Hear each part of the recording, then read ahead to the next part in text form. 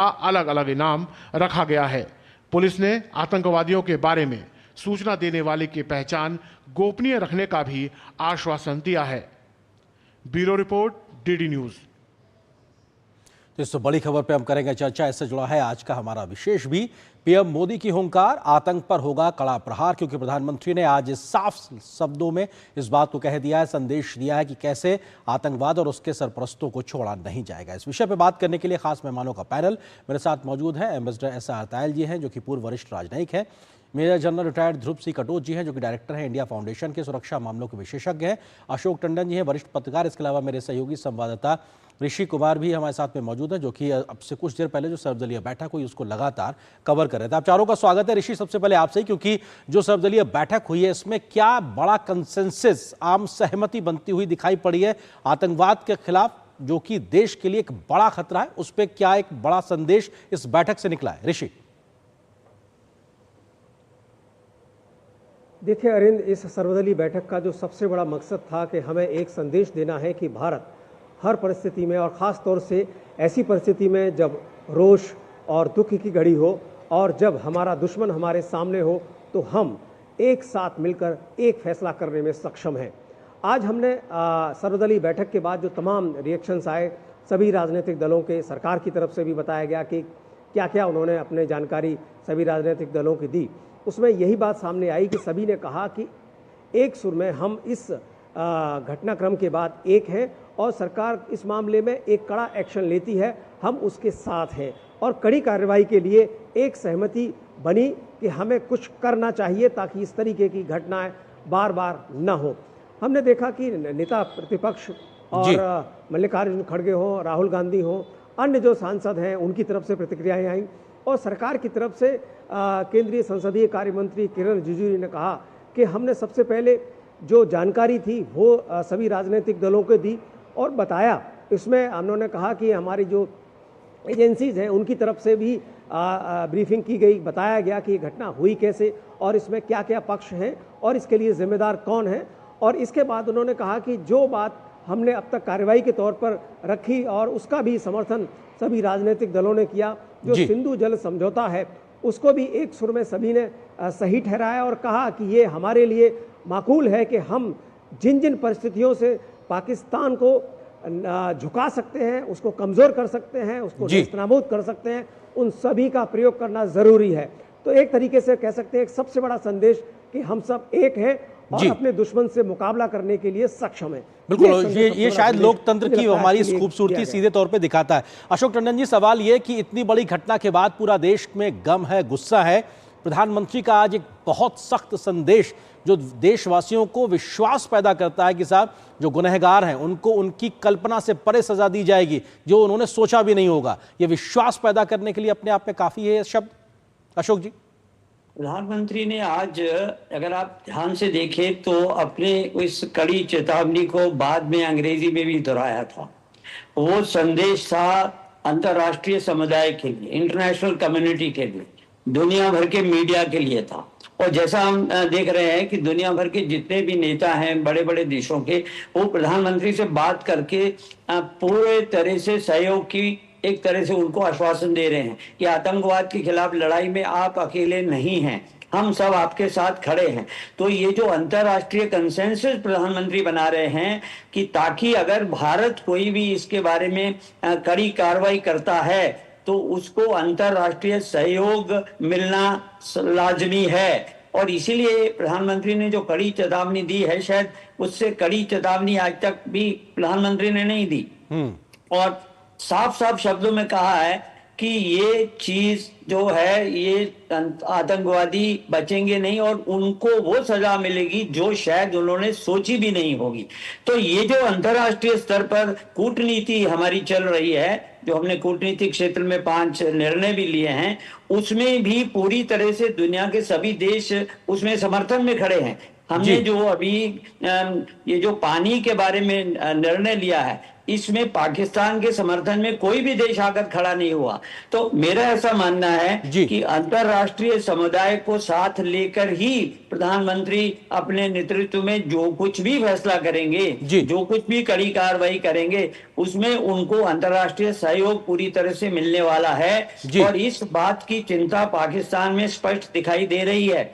बिल्कुल, ये चिंता मैं एक बात और कहूंगा, जी जी। पाकिस्तान में इस सारे मामले में कोई एकता दिखाई नहीं दे रही है। एक स्वर में पाकिस्तान नहीं बोल रहा है। पाकिस्तान के प्रधानमंत्री पूरी तरह से आर्मी चीफ की मुट्ठी में है। और ये जो साजिश रची गई है, आईएसआई और पाकिस्तानी चीफ, आर्मी चीफ ने मिलकर रची है। और मुझे इस बात की भी आशंका है कि अगर जब भारत जरा सी भी कोई कार्रवाई करेगा तो वहां पर तख्ता पलट होगा। और ये जो सरकार है इसको भी वो हटाकर खुद कंट्रोल करेंगे, क्योंकि कहेंगे कि भारत ने जो कार्रवाई की है पाकिस्तान उसका मुंह तोड़ जवाब नहीं दे पाया। एक तरीके से तो वहां पे रिपीट होने जा रही है, जैसे जनरल मुशर्रफ ने किया था और बाद में उन्होंने नवाज शरीफ का तख्ता उल्टा था।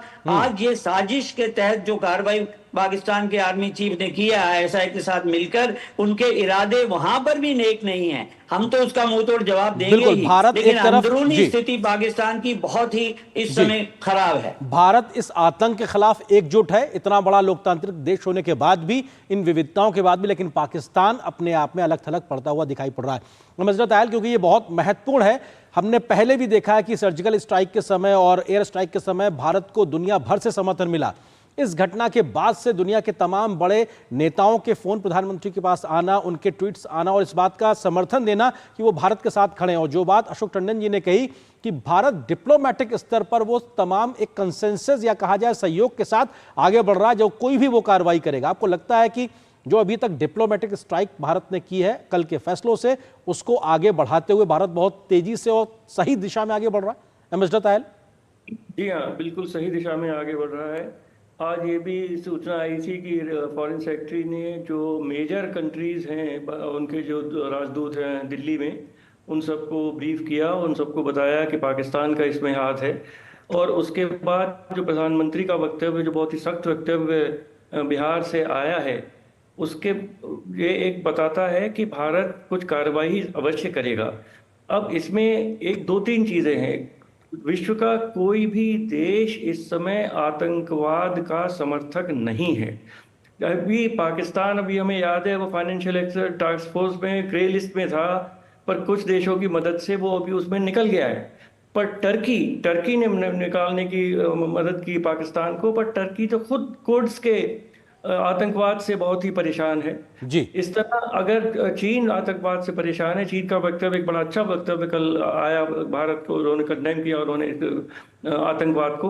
तो इस समय पाकिस्तान के साथ कोई देश खड़ा नहीं है। जब ये आतंकवाद की इतनी दुखद घटना हुई तो उस समय उपराष्ट्रपति वांस यहाँ पर थे, भारत के प्रधानमंत्री सऊदी अरेबिया में थे, जो देश हमेशा पुराने समर्थक हैं पाकिस्तान के, वो भी अब उनसे दूर हटते चले जा रहे हैं। और जो भी कार्रवाई इस समय भारत करेगा, और मैं समझता हूँ पाकिस्तान जो प्रधानमंत्री का कठोर वक्तव्य आया है, तो भारत अवश्य कुछ कार्रवाई जरूर करेगा। उसमें पाकिस्तान के साथ मैं नहीं समझता कि कोई भी देश खड़ा होगा, और सब देश पाकिस्तान को यही कहेंगे कि भाई आप आतंकवाद को खत्म करिए, अपने गलेबान में झांकिए और हिंदुस्तान के साथ सुलह करिए। बिल्कुल जनरल कटोच, क्योंकि आज प्रधानमंत्री का जो वक्तव्य आता है उसमें वो कल्पना से परे सजा देने की बात तो कहते ही हैं, और साथ ही साथ वो ये भी कहते हैं कि आतंकवाद की जो बची खुची जमीन है ना, उसको भी नेस्तनाबूद करके छोड़ेंगे। तो ये संदेश और ये शब्द जो चयन किया गया है, ये भी दिखाता है कि भारत अब रुकने और झुकने वाला नहीं है, आतंक को खत्म करके ही रुकेगा। जनरल कटोच? बिल्कुल सही बताया आपने जी। देखिए, ये जो शब्द है ये ऑन द स्पर नहीं बोले गए हैं। प्रधानमंत्री ने जब ये बोला है, बड़ा सोच समझ के जो शब्द हैं उनको चुना हुआ है कि मैंने ये बोलना है। और प्रधानमंत्री मोदी जब भी बोलते हैं वो करके दिखाते हैं। तो दो चीज़ें हुई हैं, एक तो पूरे देश को इकट्ठा कर दिया है इस भाषण ने, और पूरा देश, आपने देखा है कि पॉलिटिकल पार्टी किस प्रकार से एकजुट हो गई है। अभी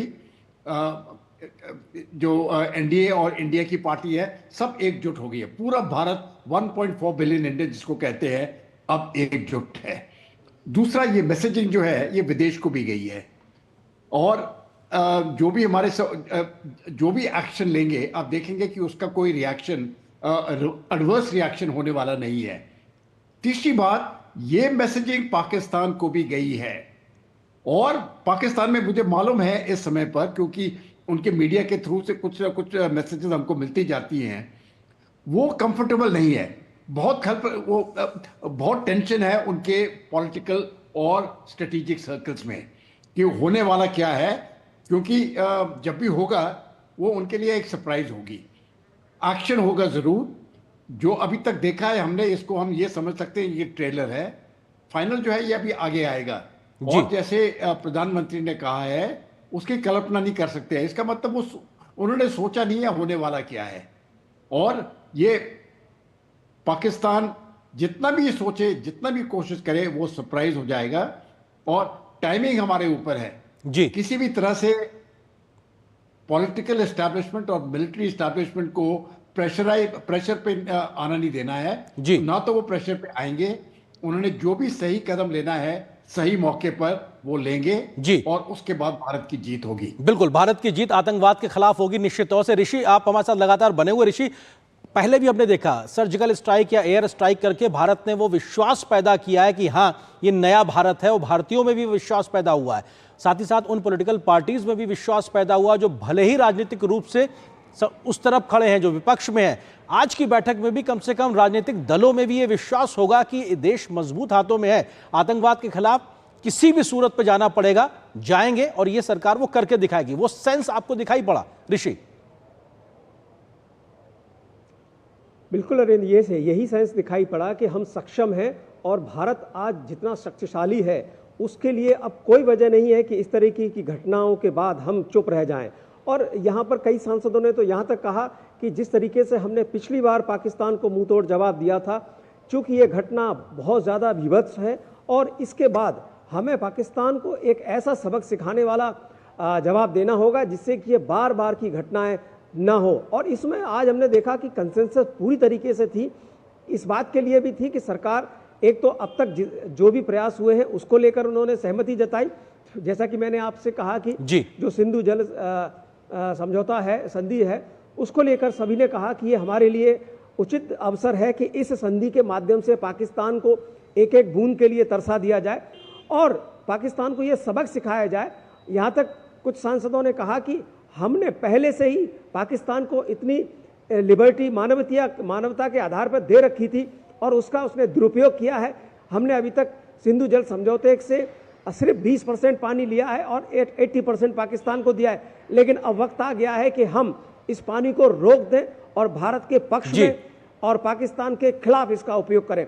साथ ही साथ इसमें एक और महत्वपूर्ण पहलू था कि किसी भी तरीके के ऐसे एक्शन जो कि मिलिट्री एक्शन हो, उसके लिए भी यहाँ पर सांसदों की तरफ से सहमति और एक तरीके से उनकी तरफ से ये था कि हमें कड़ी कार्रवाई करनी चाहिए। बिल्कुल, वो संदेश, एक सहयोग कहीं ना कहीं दिखाई पड़ा। अशोक टंडन जी, सवाल यही उठता है कि मौजूदा प्रधानमंत्री ने एक विश्वास पैदा किया है कि हाँ हम करते हैं और करके दिखाएंगे, और अभी भी वही स्थिति दिखाई पड़ रही है। और जो बात मौजूदा सिंधु जल समझौते को लेकर लगातार चर्चा में है कि पहले के भी तमाम युद्ध के समय भारत ने उस पहलू को नहीं छुआ, लेकिन जब लगातार स्थितियां बिगड़ती जा रही हैं तो भारत हर वो कदम उठाएगा जो उसके राष्ट्रीय हित और लोगों के सुरक्षा से जुड़ा हुआ है।